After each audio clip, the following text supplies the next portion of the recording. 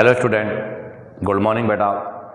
तो देखिएगा बेटा, हम एनटीए नीट पेपर सीरीज को आगे बढ़ाते हुए आज के इस वीडियो लेक्चर में NTA NEET paper number 90 organic chemistry solution के बारे में डिस्कस करेंगे। तो ध्यान रखना बेटा, मैं हर क्वेश्चन का कॉन्सेप्ट प्लस उसके आंसर के बारे में डिस्कस करूँगा और ये भी बताऊँगा कि मोस्टली बच्चे क्या गलती करते हैं। आपको इस वीडियो को लास्ट तक देखना है ताकि आपको हर क्वेश्चन में उसका कॉन्सेप्ट पता चले और आपको इसके वाया एक प्रकार से ऑर्गेनिक को रिवीजन करने का मौका मिलेगा। तो देखिएगा बेटा, इसमें पहला क्वेश्चन क्या है आपका, question number 2, the number of isomers of the aromatic compound C8H10। आपको C8H10 के आइसोमर्स बताने कि इसके कितने आइसोमर्स बनेंगे। तो सबसे पहले तो C8H10 का DU निकालेंगे तो 2 × 8 प्लस का 2 माइनस का 10 डिवाइड बाई 2 इक्वल टू 16, 18, 4। तो DU 4 आ गया। 4 का मतलब कन्फर्म हो गया कि यहाँ पर बेंजीन रिंग तो होगा। अब इसमें मैं टोटल 8 कार्बन लेने, तो मैं देखो सबसे पहले क्या कर रहा हूँ, बेंजीन रिंग बना दिए मैंने, 2 कार्बन बच रहे हैं। मैं इन दोनों कार्बन को सबसे पहले एक साथ इस तरह से लिखूँगा, इथाइल बेंजीन। फिर हम क्या करेंगे, इन दोनों कार्बन को अलग अलग पोजीशंस पर रखेंगे। जैसे मैंने मिथाइल की फॉर्म में लिया तो मैं दूसरा कार्बन यहाँ रखना चाहता हूँ, बट यहाँ कार्बन पॉसिबल नहीं है क्योंकि बेंजीन में एक कार्बन पे एक ही हाइड्रोजन रिप्लेस हो सकता है या एक ही हाइड्रोजन होता है, इसलिए सेकेंड हाइड्रोजन मिथाइल को हम यहाँ रखेंगे। अब ऐसे ही इसकी पोजीशन फिर हम चेंज कर देंगे बेटा, यहाँ रख देंगे। फिर अगेन बेटा इसकी पोजीशन चेंज कर देंगे हम और यहाँ पे रख देंगे। तो देखो ये जो आपकी कंडीशन है इसको बोला जाता है जाइलिन। ये ऑर्थोजाइलिन, ये मेटाजाइलिन और ये पैराजाइलिन और ऑल आर द बेटा पोजिशनल आइसोमर, क्योंकि इन सब के अंदर पोजीशन चेंज हो रही है। बट अगर मैं फर्स्ट वाले का इनके साथ रिलेशनशिप की बात करूँ तो बेटा all are the chain isomer, क्योंकि यहाँ पर देखो साइड चेन 2 कार्बन का है, बाकी सभी में साइड चेन 1 कार्बन का है। तो फर्स्ट रिमेनिंग के साथ क्या है, चेन आइसोमर्स है। तो बताओ इसके कितने आइसोमर्स का फॉर्मेशन होगा, 1 2 3 4। तो बताओ इस क्वेश्चन का आंसर क्या होगा बेटा, बी। अब आ जाएगा next question number 3। Question number 3 में है कि acetamide when heated with PCl5 give. आपको बताना है कि एसिटामाइड को PCl5 के साथ हीट करने पर क्या देगा। तो इसमें बहुत सारी रिएक्शन है। देखो बेटा, हम सबसे पहले डिस्कस करें, जैसे अल्कोहल है। आप बताओ अल्कोहल का रिएक्शन अगर आप PCl5 के साथ करोगे तो क्या होगा। तो आपको पता है PCl5 के साथ जब अल्कोहल का हम रिएक्शन करेंगे तो यहाँ से आपका RCl प्लस POCl3 का फॉर्मेशन हो जाता है। ऐसे ही अगर मैं बात करूँ ईथर, अगर आप ईथर का रिएक्शन भी PCl5 के साथ करोगे तो वही RCl प्लस 2 मोल और वही POCl3 का फॉर्मेशन हो जाएगा। ऐसे ही देखो आप RC double bond CR double bond हो कीटोन, अगर मैं कीटोन का रिएक्शन भी PCl5 के साथ करूँगा तो देखो बेटा PCl5 के साथ इसका रिएक्शन भी इसी टाइप से होगा, Cl। तो जब इसका रिएक्शन हम यहाँ से करेंगे तो क्या होगा बताओ, POCl3 अलग हो जाएगा और ये इसके साथ आकर RCrClCl अर्थात जेम डाई हैलाइड फॉर्मेशन का ये मेथड है। ऐसे ही अब आपको रिएक्शन करना है किसके साथ, एसिटामाइड। तो देखो बेटा एसिटामाइड का रिएक्शन भी सिमिलर टू कीटोन ही होगा। ये एसिटामाइड है, इसका रिएक्शन करूँगा मैं PCl5 के साथ, तो ये PCl5 है। जब इसको यहाँ से हीट करेंगे तो हीट करने पर CCNH2 इस पर क्लोरीन आ जाएगा और रिमेनिंग जो पार्ट है वो POCl3 में कन्वर्ट हो जाएगा। तो बताओ इस क्वेश्चन का आंसर क्या होगा। फर्स्ट रॉन्ग है, सेकंड रॉन्ग है, थर्ड आंसर इसका राइट है। अब आप चाहो तो यहाँ से इसका स्क्रीनशॉट ले लो। अब हम यहाँ से नेक्स्ट क्वेश्चन के बारे में डिस्कस करेंगे। तो देखिएगा बेटा next question number 4, which of the following molecule is least resonance stabilize. आपको बताना है इनमें से कौन सा मॉलिक्यूल लीस्ट रेजोनेंस स्टेबलाइज है। तो देखो सबसे पहला जो आपको गिवन है वो है फ्यूरेन, और sir furan are the aromatic compound, क्योंकि फॉलो हक्कल्स रूल, ये आपके जो हक्कल्स रूल है उसका फॉलो कर रहा है। और अगर हक्कल्स रूल का फॉलो कर रहा है एरोमेटिक का, तो बेटा ये तो हाईली रेजोनेंस स्टेबल होगा क्योंकि इसमें तो साइक्लिक रेजोनेंस है। सेकंड आपका है बेटा pyridine, pyridine are also aromatic, ये भी आपका एरोमेटिक है, वही अकल के रूल का फॉलो कर रहा है। अगर ये एरोमेटिक है, अकल के रूल का फॉलो कर रहा है, तो बेटा ये भी हाईली रेजोनेंस स्टेबल होगा। बट आप देखिएगा थर्ड ऑप्शन में ये कार्बन आपका sp3 हाइब्रिडाइज है, तो ये कंपाउंड आपका नॉन एरोमेटिक है, और नॉन एरोमेटिक कंपाउंड जो होते हैं वो कभी भी रेजोनेंस स्टेबलाइज जो है वो नहीं होते। इसका मतलब this compound is the least stable. Next आपका बेंजीन है, आपको पता है बेंजीन में भी रेजोनेंस होता है, तो ये भी रेजोनेंस स्टेबलाइज है। तो बताओ इसमें कौन सा आंसर आपका राइट है? सी आंसर आपका राइट है। Next question number 5, the IUPAC name of, आपको इसका IUPAC नेम बताना है। तो ज़रा देखो इसके अंदर कोई फंक्शनल ग्रुप है क्या? नहीं, इसके अंदर कोई भी फंक्शनल ग्रुप नहीं है, ओनली बॉन्ड है, तो हम बॉन्ड को प्रायोरिटी पे रखेंगे। तो यहाँ पर select of the longest carbon chain ये हो गई। नंबरिंग बॉन्ड की ओर से करेंगे तो ये 1 हो गया, ये 2 हो गया, ये 3 हो गया, ये 4 हो गया। अब आप देखो 3 पर 2, तो पहले हम लिखेंगे क्या? लोकेंट और प्रीफिक्स। तो सबसे पहले बेटा लोकेंट और प्रीफिक्स आप लिखेंगे। तो लोकेंट का मतलब क्या हो गया? 3,3 डाई मिथाइल, 3,3 लोकेंट है, डाई मिथाइल प्रीफिक्स है। टोटल 4 कार्बन का चेन है, तो 4 कार्बन के लिए ब्यूट, और कितने पर है? 1 पर सिंगल बॉन्ड है, तो डबल बॉन्ड है तो 1 इन। तो इसका IUPAC नेम हो जाएगा 3,3 डाई मिथाइल ब्यूट 1 इन। तो बताओ कौन सा आंसर राइट है? फर्स्ट रॉन्ग है, सेकंड रॉन्ग है, थर्ड इसका आंसर राइट है। अब आप चाहो तो यहाँ से इसका स्क्रीनशॉट ले सकते हो। अब हम यहाँ से नेक्स्ट क्वेश्चन के बारे में डिस्कस करेंगे। तो देखिएगा बेटा next question number 8, ethyl isocyanide on hydrolysis in acid medium generate. तो बेटा ये क्वेश्चन आपके इससे जस्ट पिछले मॉडल पेपर में भी था। तो आइसोसाइनाइड, तो मैं आपको बता दूं पहले, साइनाइड है। अगर हम साइनाइड का हाइड्रोलाइसिस करते हैं इन बेस मीडियम में, तो यहाँ से एमाइड का फॉर्मेशन होता है ओनली। बट अगर इसका हाइड्रोलाइसिस हम एसिडिक मीडियम में करते हैं, तो पहले तो बनेगा एमाइड, इसको बोलते हैं incomplete hydrolysis. But second mole अगर फिर हम यूज करेंगे आगे, तो फर्दर इसका हाइड्रोलाइसिस हो जाएगा और उसके वाया कार्बोक्सिलिक एसिड का फॉर्मेशन होता है। अब बात आती है आइसोसाइनाइड। आइसोसाइनाइड ये है, इसका हम हाइड्रोलाइसिस करेंगे तो इसका हाइड्रोलाइसिस इस तरह से होगा। तो ये H2 में और ये O में, अर्थात RNH2 प्लस COOH, अर्थात एक प्रोडक्ट तो बनेगा 1 डिग्री अमाइन और एक आपका बनेगा एसिड। तो ध्यान रखना, साइनाइड का बेस मीडियम में हाइड्रोलाइसिस अमाइड, साइनाइड का एसिडिक मीडियम में इनकम्प्लीट से अमाइड और कंप्लीट से एसिड। आइसोसाइनाइड के हाइड्रोलाइसिस से 1 डिग्री अमाइन और एसिड का फॉर्मेशन होता है। अब हमारा क्वेश्चन है इथाइल आइसोसाइनाइड, तो CH3 CH2N और C ये आइसोसाइनाइड है, इसका हाइड्रोलाइसिस करेंगे, यहाँ से हाइड्रोलाइसिस हो जाएगा, तो ये पोर्शन तो अमाइन में चेंज हो जाएगा। तो CH3 CH2NH2 ये तो बन जाएगा इथाइल अमाइन, और ये जो सिंगल कार्बन है वो एसिड में कन्वर्ट हो जाएगा, तो वो बन जाएगा फॉर्मिक एसिड। तो बताओ इसका कौन सा आंसर राइट है?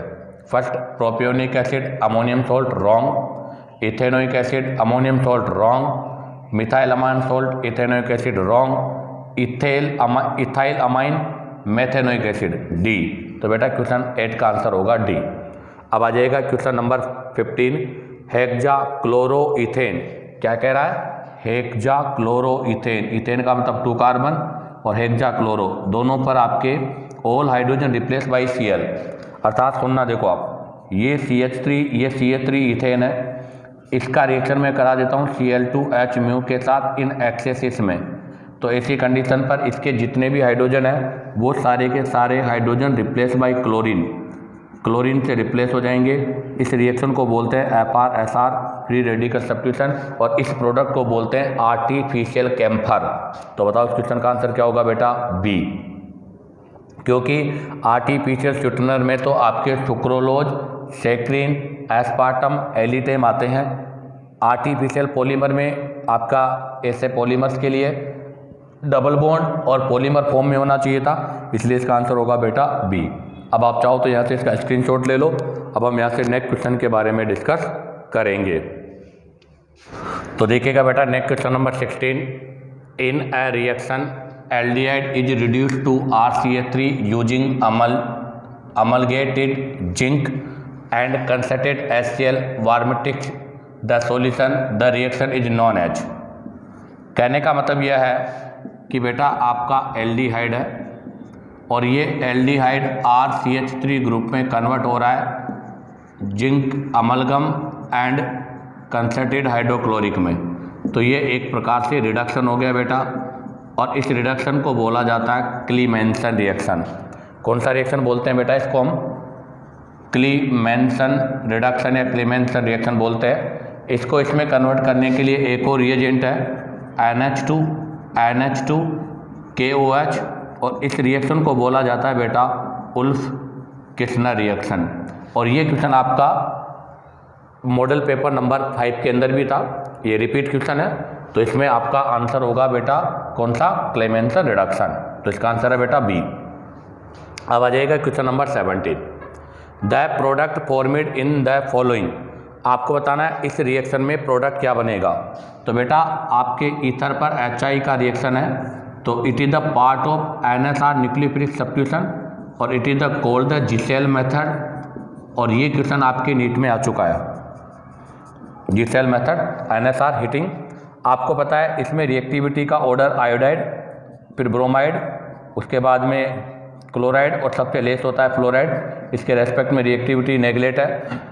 अब रिएक्शन क्या होती है वो देखो कि सर ROR जो होता है, इसमें OR जो ग्रुप है वो पुअर लिविंग ग्रुप होता है, इसलिए सबसे पहले हम इसका क्या करते हैं? प्रोटोनेशन करते हैं, अर्थात प्रोटोन से रिएक्शन कराते हैं। प्रोटोन को ये अपना लोन पेयर गिवन करके ROR प्लस ये बन जाता है, और इसको बोलते हैं बेटा क्या? ऑक्सोनियम आयन, जिसके अंदर ये आपका गुड लिविंग ग्रुप में कन्वर्ट हो जाता है। अब यहाँ से डिसाइड होगा कि रिएक्शन SN1 है या SN2 है, ये डिसाइड होगा।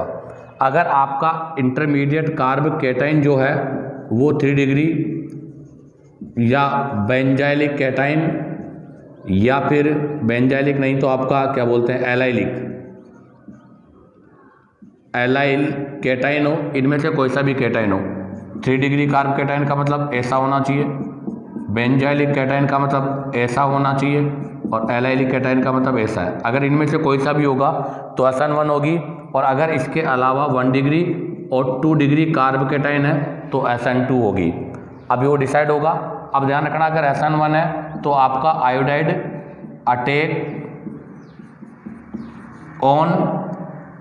Attack on more crowded part. ऐसी कंडीशन पर आपका जो हेलोजन है वो मोर क्राउडेड पार्ट पर अटैक करेगा, और अगर SN2 होगी तो ऐसी कंडीशन पर आपका x attack on less crowded part. ऐसी कंडीशन पर वो लेस क्राउडेड पार्ट पर अटैक करेगा। तो अब आप जरा देखो जो आपका क्वेश्चन है वो है एनीसोल।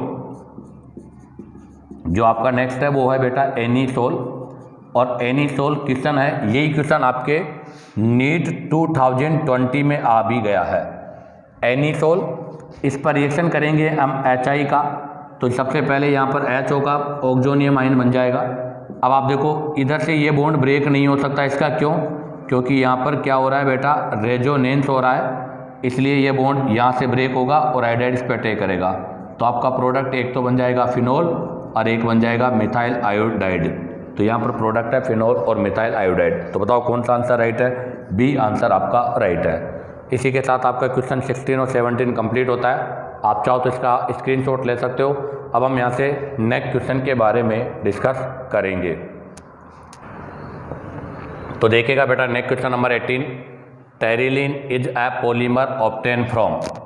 आपको पॉलीमर गिवन है टेरिलीन, और आपको पता है टेरिलीन डेक्रोन को बोलते हैं हम। तो आपको टेरिलीन, जिसको हम टेरिकोट भी बोलते हैं, डेक्रोन, ये एक आपको पता है कंडेंसेशन पॉलीमर है बेटा। कौन सा पॉलीमर है? कंडेंसेशन पॉलीमर है, और इसका जब फॉर्मेशन होगा तो यहाँ से आपका वाटर मॉलिक्यूल्स रिमूव होगा। अब टेरिलीन डेक्रोन बनता कैसे है? तो बेटा इसका फॉर्मेशन होता है इथाइलिन ग्लाइकोल, अर्थात इसकी मोनोमर यूनिट कौन कौन सी है? तो इसकी मोनोमर यूनिट है, एक तो इथाइलिन ग्लाइकोल के n मोल प्लस टारथैलिक एसिड। कौन सा एसिड होता है बेटा? टारथैलिक एसिड के भी n मोल। तो टारथैलिक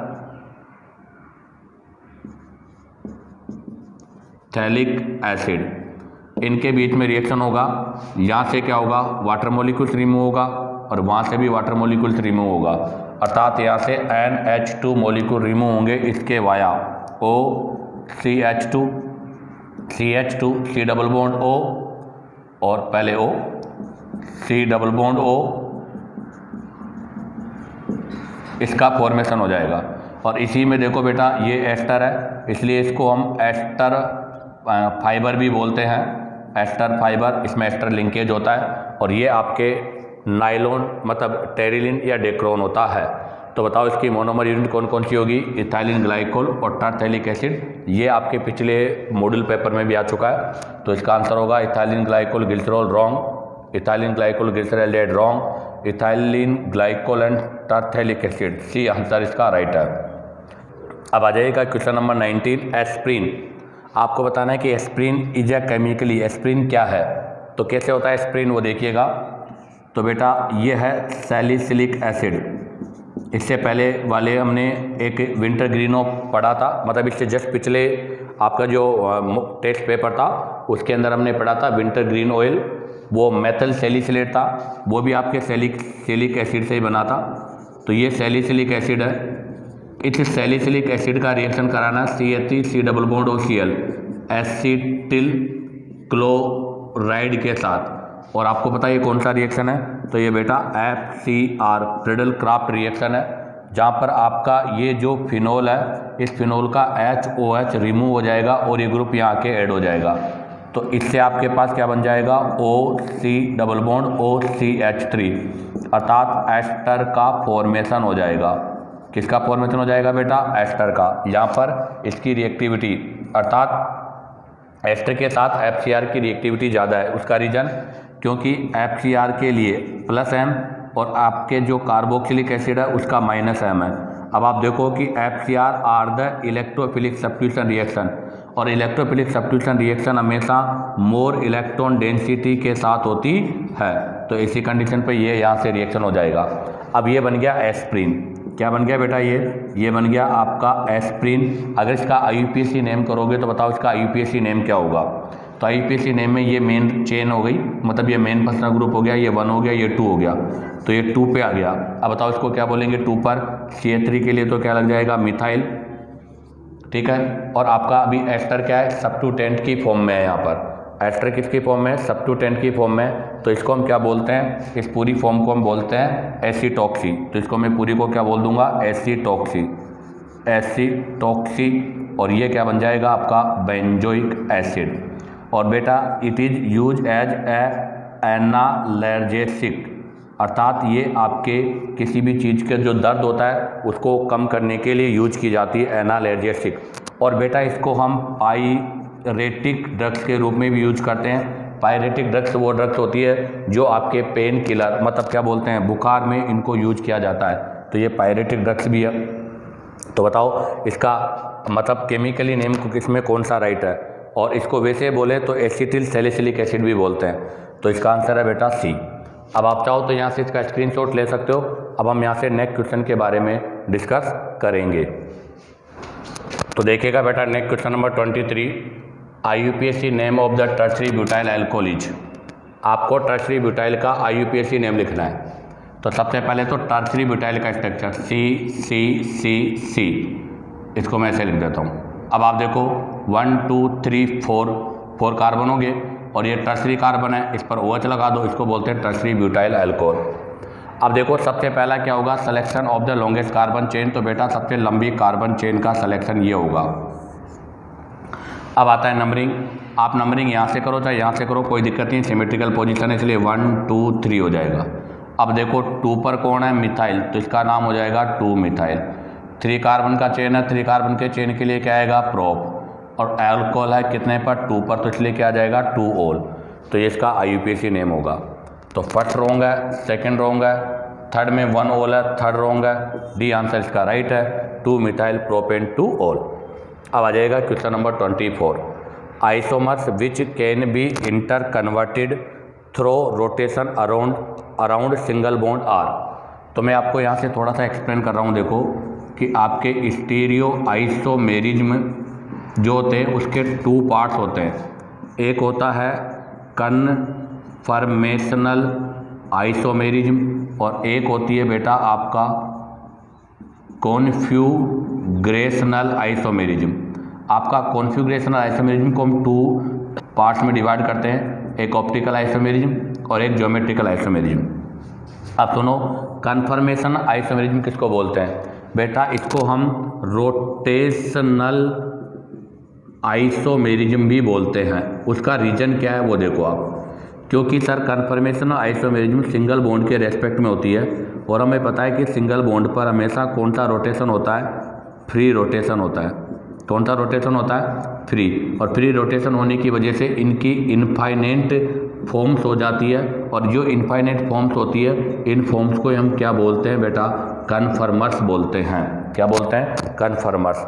जबकि जीआई जो होती है वो फ्री रोटेशन की वजह से नहीं, वो हमेशा रेस्ट्रिकेटेड रोटेशन की वजह से होती है और रेस्ट्रिकेटेड रोटेशन आपके डबल बॉन्ड पर होता है। जबकि यहाँ पर कौन सा रोटेशन है? Free rotation. और फ्री रोटेशन बेटा हमेशा सिंगल बॉन्ड पर होता है। इसलिए जो कन्फर्मेशन आइसोमेरिज्म होती है वो एल्केन में अपीयर होती है, जबकि ज्योमेट्रिकल आइसोमेरिज्म आपके एल्कीन में अपीयर होती है। तो अब आप देखो इस क्वेश्चन का आंसर क्या होगा? डाइस्टियोमर्स नहीं सर। डाइस्टियोमर्स क्या होते हैं? डाइस्टियोमर्स वो होते हैं जो एक दूसरे के मिरर इमेज ना हो। डू नॉट एमाई टू ईच अदर, अर्थात जो एक दूसरे के मिरर इमेज नहीं होते उनको हम डाइस्टियोमर्स बोलते हैं। नेक्स्ट ऑप्शन है कन्फर्मर्स, राइट।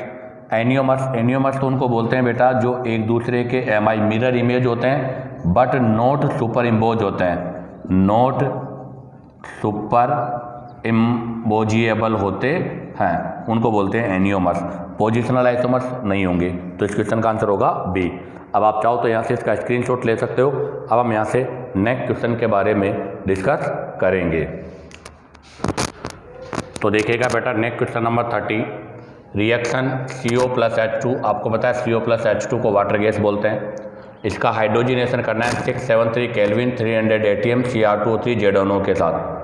आपको बताना है मैन्युफैक्चर में भी मैन्युफैक्चर्ड ऑफ, यहाँ पर क्या बनेगा? तो बेटा ये आपके मेथेनॉल के प्रिपरेशन का लेबोरेटरी ये इंडस्ट्रियल मेथड है कि अगर इंडस्ट्रीज में मेथेनॉल बनाना हो तो उसको इस प्रकार से बनाया जाता है। तो ये एक स्पेशल रिएक्शन है, डायरेक्ट आपको लर्न करनी है कंसेप्ट से। आंसर होगा D. Next question number 34, the given reaction is an example of. आपको ये दे रखा है, क्या नाम है इसका? तो इसको बोलते हैं बेटा सैलिसिलिएल्डिहाइड। आपके पास सैलिसिलिएल्डिहाइड से आपने क्या बनाया है? डाईओल का फॉर्मेशन किया है, अर्थात क्या बोलोगे इसको? कैटेचोल का फॉर्मेशन किया है। और हाइड्रोजन पेरोक्साइड के साथ, और आपको पता है hydrogen peroxide are the responsible for oxidation in presence of base medium. तो यहाँ पर इसका ऑक्सीडेशन हुआ है, तो ऑक्सीडेशन से हमने ये प्रोडक्ट बनाया। अब आप बताओ इस रिएक्शन को हम क्या बोलते हैं? तो बेटा ये आपके NCERT का पोर्शन नहीं है। आपके NCERT में राइमर-टीमान रिएक्शन है केवल, लीबरमान से नाइट्रोसो नहीं है, लेडरमान से भी नहीं है। और ये रिएक्शन किसका एग्जाम्पल है बेटा? डेकिन ऑक्सीडेशन का एग्जाम्पल है। तो क्वेश्चन 34 का आंसर क्या होगा बेटा? डी। आपको ये डायरेक्ट लर्न कर लेनी है क्योंकि ये रिएक्शन हमारे सिलेबस में नहीं है। अब आप चाहो तो इसका स्क्रीनशॉट ले लीजिएगा।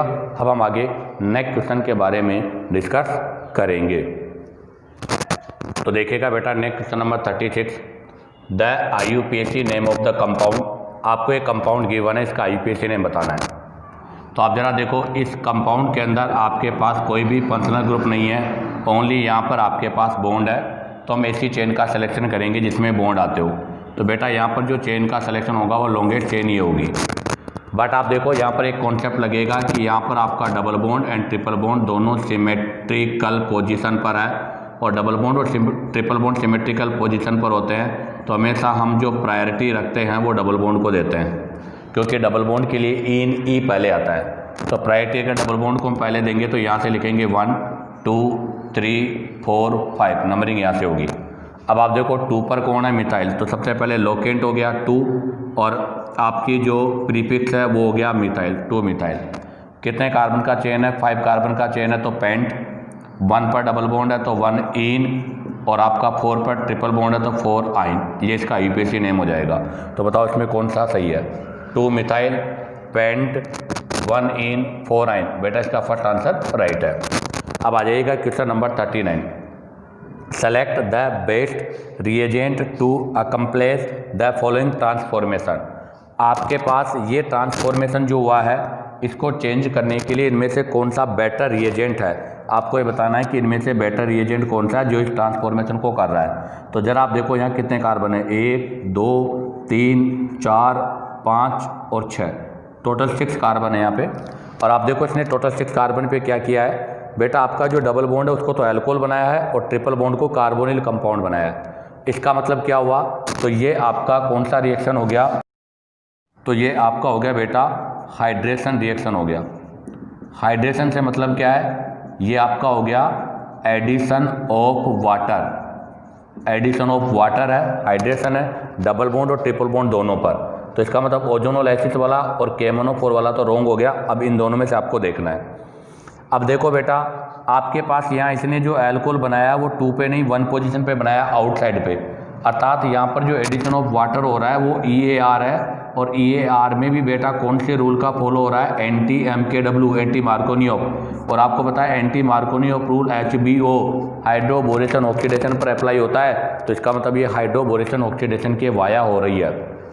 तो इसका ट्रिक क्या है, ट्रिक यही है कि देखो डबल बॉन्ड को OH में कन्वर्ट कर रहा है, इसका मतलब ये इलेक्ट्रोफिलिक एडिशन हो गया, एडिशन ऑफ वाटर हो गया। अब आप बताओ अगर ये आपका ऑक्सी मर्क्यूलेशन डीमर्क्यूलेशन होता तो अंदर मार्कोनियोव रूल का फॉलो होता, OH अंदर आता बट OH बाहर आ रहा है। इसका सेंस क्या है, ये एंटी मार्कोनियोव है, इसलिए यहाँ पर HBO हाइड्रोबोरेशन ऑक्सीडेशन होगा। तो बताओ इसका आंसर कौन सा होगा बेटा, B, C इसका आंसर रॉन्ग है। अब कैसे होगा वो देखो, तो मैं इसको ऐसे बना लेता हूँ 1 2 3 4 5 6 और इनके बीच में डबल बॉन्ड और 5 1 2 3 4 5 और 5 और 6 के बीच में ट्रिपल बॉन्ड। अब इस पर आप रिएक्शन करोगे बोरेशन मतलब बोरेन की, और उसके बाद में H2O2 बेसिक मीडियम में इसका हाइड्रोलाइसिस करोगे। तो देखो एंटी मार्कोनियोव रूल के अकॉर्डिंग इस पे तो कहाँ जाके लगेगा, बार वाले पर, तो C यहाँ पर तो लगेगा OH, यहाँ पे लगेगा H, उसके बाद में C, उसके बाद में C। अब यहाँ डबल बॉन्ड के साथ में यहाँ पर OH लगेगा, यहाँ पर H लगेगा। अब देखो ये कौन सी फॉर्म हो गई, इनोल। अब आप बताओ इनोल फॉर्म स्टेबल है अनस्टेबल है, अनस्टेबल है। तो यहाँ पर क्या होगा बेटा, टॉटोमेरिज्म होगा। क्या होगा बेटा, टॉटोमेरिज्म। तो ये तो क्या बन जाएगा OH C। यहाँ जैसे टॉटोमेरिज्म होगा डबल बॉन्ड यहाँ जाएगा, हाइड्रोजन यहाँ पर आ जाएगा। तो 1 2 3 4 5 और 6 नंबर का कार्बन किस में चेंज हो जाएगा, एल्डिहाइड में। तो ये इसका आंसर हो गया। अब सुने, अब मैं चाहता हूँ कि सर ये OH यहाँ पे नहीं यहाँ पर आए, तो हमें यहाँ पर क्या लेना पड़ेगा, ऑक्सी मर्क्यूरेशन। ये वाला होता, अगर मान लो ये वाला होता तो आंसर क्या होता, तो इस वाले के साथ में अगर हम C ऑप्शन लेते हैं तो यहाँ पर क्या होता, तो यहाँ पर तो मार्कोनियोव रूल लगता, तो C 2 2 2 6 हो गए, तो यहाँ पर OH लग जाता। और आपका जो HGO के साथ में यहाँ पर जो मतलब हाइड्रेशन होता है ट्रिपल बॉन्ड पर, उस ट्रिपल बॉन्ड में हाइड्रेशन जो होता है इसमें यहाँ डबल बॉन्ड, यहाँ पर OH लगता और यहाँ पर H लगता। और जब इसमें टॉटोमेरिज्म होता है बेटा, तो टॉटोमेरिज्म के वाया ये डबल बॉन्ड हट जाता और यहाँ पर कीटोन का फॉर्मेशन होता। बट आप देखो यहाँ पर एल्डिहाइड आ रहा है, यहाँ पर आपका 1 डिग्री एल्कोहल आ रहा है, इसलिए इसका आंसर आपका B होगा। अब आप चाहो तो यहाँ से इसका स्क्रीनशॉट ले लो। अब हम यहाँ से नेक्स्ट क्वेश्चन के बारे में डिस्कस करेंगे। तो देखिएगा बेटा next question number 42, which of the following pair of compound are positional isomers. आपको बताना है इनमें से कौन सा पेयर पोजिशन आइसोमर्स का है। तो ध्यान दे बेटा, पोजिशन आइसोमर्स वो होते हैं जिनके अंदर चेन तो सेम होगी, जिनमें चेन तो क्या होगी, सेम होगी, but position of functional group क्या होनी चाहिए बेटा, डिफरेंट होनी चाहिए। तो जिनमें चेन सेम हो but position of functional group, multiple bond and substituent क्या होना चाहिए, डिफरेंट होना चाहिए। और अगर मैं IUPAC नेम से इसको एक्सप्लेन करूँ तो देखो IUPAC नेम में हम सबसे पहले क्या लिखते हैं, लोकेंट्स, लोकेंट्स के बाद में क्या लिखते हैं बेटा, प्रीफिक्स, प्रीफिक्स के बाद में क्या लिखते हैं, रूट नेम, रूट नेम के बाद में क्या लिखते हैं, सफिक्स प्राइमरी, और सफिक्स प्राइमरी के बाद में क्या लिखते हैं बेटा, सफिक्स सेकेंडरी।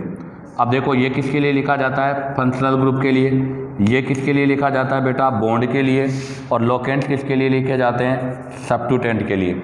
अब आप बताओ इसमें पोजीशन कहाँ कहाँ पर होती है। अगर position of functional group different है तो यहाँ से मिलेगा, अगर पोजीशन ऑफ बॉन्ड डिफरेंट है तो यहाँ से मिलेगा, और अगर पोजीशन ऑफ सब्स्टिट्यूटेंट डिफरेंट है तो यहाँ से मिलेगा। इसका मतलब एक IUPAC नेम में हमें पोजीशन आइसोमेरिज्म को एक्सप्लेन करने के लिए 3 पोजीशन को चेक करना होता है। कौन कौन सी, एक तो सब्स्टिट्यूटेंट की पोजीशन, एक बॉन्ड की पोजीशन, और एक फंक्शनल ग्रुप की पोजीशन। अब देखो पहला ऑप्शन क्या है, आइसोब्यूटाइल अल्कोहल, तो आइसोब्यूटाइल 1 2 3, ये आइसो, इस पर OH, इसको बोलते हैं आइसोब्यूटाइल, यहाँ पर 3 कार्बन का चेन हो गया। सेकेंडरी ब्यूटाइल अल्कोहल 1 2 3 4 OH, और यहाँ पर 4 कार्बन का चेन हो गया। तो बेटा यहाँ तो चेन में डिफरेंस है, इसलिए बोथ आर चेन आइसोमर। अब आ जाएगा option number B. Option number B में कह रहा है आइसोब्यूटाइल अल्कोहल 1 2 3 4 आइसोब्यूटाइल, कितने कार्बन का चेन है, 3, और नंबरिंग में 1 2 3, 1 अल्कोहल है। अब कह रहा है टर्सरी ब्यूटाइल अल्कोहल, बेटा ये हो गया टर्सरी, ये हो गया अल्कोहल, अभी भी चेन कितने कार्बन का है, 3 कार्बन का है, अर्थात यहाँ पर चेन तो सेम है, बट आप पोजीशन देखो, यहाँ अल्कोहल की पोजीशन 1 है और यहाँ पर आपके अल्कोहल की पोजीशन 2 है, इसलिए this are the position isomers.